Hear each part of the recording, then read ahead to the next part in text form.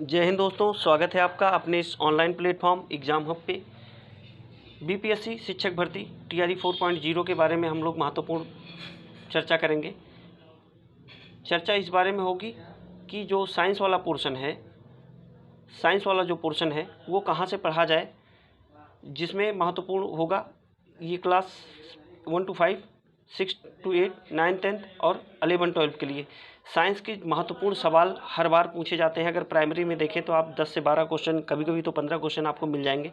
6 से 8 वाले में 40 क्वेश्चन सब्जेक्ट के और 40 क्वेश्चन मैथ के और 40 क्वेश्चन साइंस के आते हैं, प्लस 40 नंबर वाले जो जनरल पेपर है उसमें भी आपको 8 क्वेश्चन साइंस के देखने को मिल सकते हैं। यानी कि कह सकते हैं कि 48 क्वेश्चन आपको अगर आप साइंस बैकग्राउंड से हैं तो आपको 48 क्वेश्चन डायरेक्ट साइंस से देखने को मिलेगा, जिसमें फिजिक्स केमिस्ट्री और बायोलॉजी तीनों में देखने को मिलेगा। 9th और 10th में तो 80 क्वेश्चन सब्जेक्ट के, यानी कि साइंस वाले बैकग्राउंड यानी टीजीटी वाले, प्लस 8 क्वेश्चन आपको जनरल पेपर में, 88 क्वेश्चन आपको साइंस में देखने को मिलेगा। ऐसे ही आपको सब्जेक्ट में, आप अगर साइंस बैकग्राउंड से हैं तो 11th 12th वाले में भी आपको देखने को मिलेगा। तो इस कंडीशन में महत्वपूर्ण हो जाता है साइंस का, और इसी के बारे में हम लोग चर्चा करेंगे कि साइंस की जो सोर्सेज हैं, हम लोग साइंस कहाँ से पढ़ें। अगर आप कहीं पे कोचिंग नहीं कर रहे हैं तो आप साइंस के जो सोर्स हैं वो कहाँ से पढ़ सकते हैं, जहाँ से आपके 80 से 90% सवाल जो हैं, 80 से 90% सवाल आपको कुछ जो महत्वपूर्ण बुक्स बताई जा रही है या महत्वपूर्ण जो सोर्स बताए जा रहे हैं वहाँ से आपको देखने को मिलेगा। तो हम लोग एक एक करके चर्चा करेंगे। और अगर आपने इन सब बुकों को फॉलो कर लिया है, और चूंकि समय बहुत कम है भैया, टीआरई 4 आने वाला है, नोटिफिकेशन आपको देखने को बहुत जल्द मिलेगा, तो उसके बारे में चर्चा करेंगे कि क्या क्या पढ़ना चाहिए और क्या क्या स्किप कर देना चाहिए वर्तमान समय में। एकदम जीरो से हम लोग शुरुआत करेंगे कि क्या क्या चीज़ें पढ़नी है। अगर आपने अभी तक कुछ नहीं पढ़ा है तो उसके बारे में चर्चा करेंगे। और ज़रूरी नहीं है कि आप किसी कोचिंग संस्थान में एडमिशन लेके ही जो है पढ़ सकते हैं, आप अपने से ही पढ़ सकते हैं, और सेल्फ स्टडी ही जो है महत्वपूर्ण होता है। और बताया जाता है कि जब हमारे सोर्स जो साधन है, अगर हम किसी चीज़ को साध रहे हैं तो हमारे जो साधन है वो बड़े मजबूत होने चाहिए। बिना मजबूत साधन के साध्य जो है वो परिपूर्ण नहीं होता है। तो उसी के बारे में हम लोग एक एक करके चर्चा करेंगे। कई लोगों का सवाल होता है एनसीईआरटी पढ़ना चाहिए या नहीं पढ़ना चाहिए, और वो जो बुक लिस्ट है वो कौन कौन सी है उसके बारे में हम लोग चर्चा करेंगे। तो एक एक करके हम लोग देखेंगे। सबसे महत्वपूर्ण बात है कि एनसीईआरटी पढ़ना चाहिए या नहीं पढ़ना चाहिए। तो समय कम है, वैसे तो ये ज़रूरी है कि आप एनसीईआरटी पढ़िए। कौन सी क्लास की? कुछ लोग कहते हैं कि 6 से लेके 10th तक तो कम से कम पढ़ना चाहिए, लेकिन अब समय का अभाव है। इस वजह से मुझे जहाँ तक समझ में आता है, जो मेरा अनुभव कहता है, अगर आप चाहें तो 9th की और 10th की, 9th और 10th की जो एनसीईआरटी है, एनसीईआरटी आप 9th और 10th की पढ़िए। बहुत ज़्यादा फोकस नहीं करना है 6, 7, 8 पे, क्योंकि वहाँ पे अभी बच्चों जैसा सवाल नहीं बन रहा है, वो कंपटीशन लेवल का सवाल बन रहा है। और आपको जो लोग दिए हैं टीआरई 3 या टीआरई 2, उनसे आप लोग अगर संपर्क में होंगे तो आप पूछिएगा उनसे। 9th और 10th की एनसीईआरटी से ही सारे सवाल बने हैं, और यही जो है एक लेवल में जाके सवाल पूछे जो जाते हैं, जो स्तरीय सवाल होते हैं वो यहीं से आपको देखने को मिलेंगे। तो आप 2 बुक पढ़िए एनसीईआरटी के, 9th और 10th के। ये पहला हो गया। दूसरा जो महत्वपूर्ण सोर्स है वो आपका क्या होना चाहिए? दूसरा महत्वपूर्ण सोर्स है वो क्या होना चाहिए?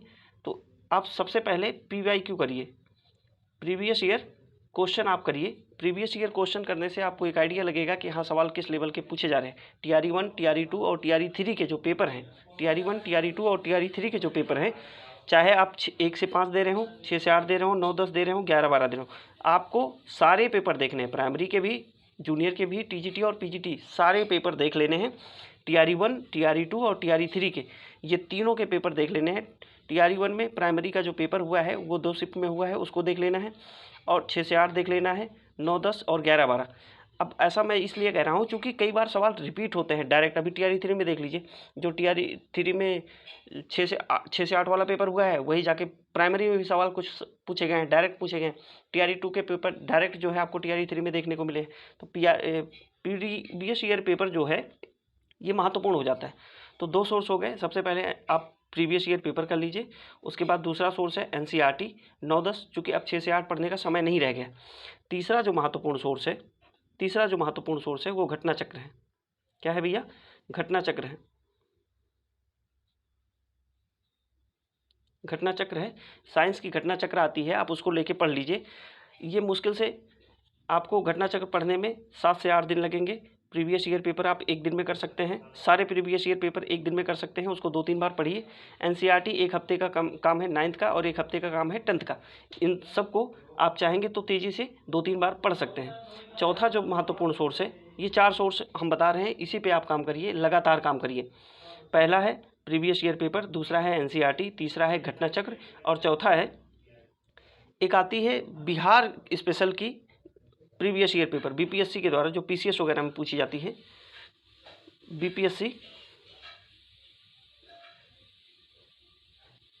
पीवाईक्यू, बिहार पीसीएस के लिए प्रीवियस ईयर पेपर आती है, उसको आप लगा लीजिए। ये 4 सोर्स अगर आप रखते हैं, ये 4 सोर्स अगर आप रखते हैं तो यकीन मानिए, आप चाहे 1 से 5 दे रहे हो, 6 से 8 दे रहे हो, 9-10 दे रहे हो, 11-12, 80 से 90% सवाल साइंस के यहीं से आपको मिलेंगे। क्योंकि लगातार पेपर जो लोग दे रहे हैं उनसे लगातार जो संपर्क किया जा रहा है या पेपर एनालिसिस किया जा रहा है, आपको यहीं से सवाल देखने को मिलेंगे। अच्छा, इसको पढ़ना कैसे है घटना चक्र को? घटना चक्र में शुरू के कुछ पेज दिए गए हैं, उसमें थ्योरी दिया गया है, उसको पढ़ के तब आप लोग सवाल लगाइए। प्रीवियस ईयर पेपर लगाइए, उसके बाद उसका जो एक्सप्लेनेशन दिया गया है उसको अच्छे से पढ़िए। जो सवाल नहीं आ रहे हैं उसको नोट डाउन करिए, क्योंकि जो सवाल यहाँ गलत हो रहे हैं वही सवाल आपको एग्जाम में देखने को मिलेंगे और फिर वहाँ पे गलती होगी। तो उसका एक शॉर्ट नोट्स बना लीजिए, जो सवाल गलत हो रहे हैं उसको बार बार पढ़िए, और जब ये कंफर्म हो जाए कि हाँ अब ये सवाल नहीं गलत होगा, तब आप जो है वहाँ पे भी गलत नहीं करेंगे, अगर आपका यहाँ नहीं गलत हो रहा है। 9th और 10th की एनसीईआरटी ये थ्योरी बेस है, और पीछे एमसीक्यू कुछ दिए गए हैं, उसको लगा लीजिए। तो पढ़ने के लिए आपको देखने को मिलेगा एनसीईआरटी, प्रीवियस ईयर पेपर, घटना चक्र, और बिहार का जो पीसीएस का पेपर होता है प्रीवियस ईयर, उसको देख लीजिए। 69 तक आपको देखने को मिलेगा, 69th बीपीएससी, 63वीं से लेके 69 तक देख लीजिए आप लोग, क्योंकि यहाँ पे 5 ऑप्शन मिलेंगे आपको, तो यहीं पे आप काम करिए। एक और सोर्स अगर आपको समझ में आता है, 5वां जो सोर्स महत्वपूर्ण है वो है परीक्षामाणी। एक बुक आती है परीक्षामाणी की, एनसीईआरटी बेस ये भी है, बहुत अच्छी बुक है, लगभग कंटेंट आपको यहाँ से देखने को मिलेगा। ये साइंस सेगमेंट का मैं बता रहा हूँ भैया, 5 सोर्स है। एनसीईआरटी अगर आप पढ़ना चाहें मन से तो ये 20 दिन में कवर हो जाएगा। पीवाईक्यू 2 दिन का काम है, 1 से 2 दिन का काम है। घटना चक्र आप 10 दिन में आप कवर कर सकते हैं, अगर आप तेज़ी से करेंगे, 2-3 बार पढ़िए। और बिहार का जो पीसीएस वाला प्रीवियस ईयर पेपर होता है उसको आप 2 से 3 दिन साइंस सेगमेंट वाला पोर्शन जरूर देख लीजिए। परीक्षावाणी हो सकता है थोड़ा सा लंबा समय लगे, इसकी 2 बुक आती है, एक फिजिक्स और केमिस्ट्री की दोनों एक में है, और बायोलॉजी की अलग है। तो इन दोनों को अगर आप मानेंगे तो 1 महीना यानी कि 30 दिन आपको लग सकता है। 30 दिन में आप परीक्षावाणी को अच्छे से पढ़ सकते हैं। तो 1 से 1.5 महीना लगेगा ये पूरी तैयारी करने में। आप बिना कोचिंग के सेल्फ स्टडी से कर सकते हैं। जहाँ कन्फ्यूजन हो उसको आप एक जगह नोट डाउन करिए, उसको बार बार पढ़िए। तो ये एक छोटी सी इन्फॉर्मेशन थी। बाकी हम कैटेगराइज करके फिजिक्स और केमिस्ट्री की कौन कौन से टॉपिक महत्वपूर्ण है उसके बारे में हम अलग वीडियो पर चर्चा करेंगे।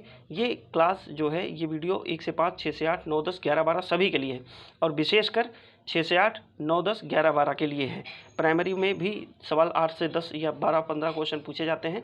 तो प्राइमरी वालों के लिए अगर मैं बात करूं, प्राइमरी वालों के लिए सिर्फ जो है घटना चक्र आप लोग लगा लीजिए और प्रीवियस ईयर पेपर देख लीजिए। घटना चक्र और प्रीवियस ईयर पेपर देख लीजिए। बाकी 6 से 8, 9, 10, 11, 12 वालों के लिए ये जो है आपको पूरा जो है 5 ये जो सेगमेंट दिए गए हैं, 5 सोर्सेज दिए गए हैं, इस पर काम करना पड़ेगा। तो आज इतना ही रखेंगे भैया। अगर चैनल पे नए हैं तो चैनल को सपोर्ट करिए, प्लीज़ लाइक शेयर सब्सक्राइब करते रहिए। आज इतना ही रखेंगे, मिलेंगे अगली क्लास में, तब तक के लिए जय हिंद।